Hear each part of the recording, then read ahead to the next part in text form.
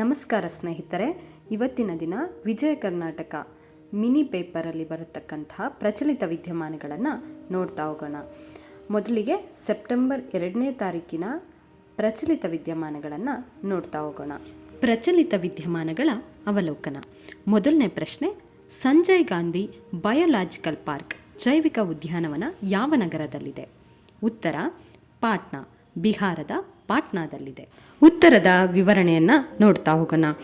ಬೆಂಗಳೂರಿನ ಬನ್ನೇರುಘಟ್ಟ ಜೈವಿಕ ಉದ್ಯಾನವನ ಮತ್ತು ಬಿಹಾರದ ಪಾಟ್ನಾದ ಸಂಜಯ್ ಗಾಂಧಿ ಜೈವಿಕ ಉದ್ಯಾನವನಗಳ ನಡುವೆ ಪ್ರಾಣಿ ವಿನಿಮಯ ಯೋಜನೆಯಡಿ ಸಂಜಯ್ ಗಾಂಧಿ ಜೈವಿಕ ಉದ್ಯಾನವನದಿಂದ ಬಿಳಿ ಹುಲಿ, ಕಾಡು ಬೆಕ್ಕು, ಗರಿಯಲ್ ಮೊಸಳೆಗಳನ್ನು ಬನ್ನೇರುಘಟ್ಟ ಜೈವಿಕ ಉದ್ಯಾನವನಕ್ಕೆ ತರಲಾಯಿತು.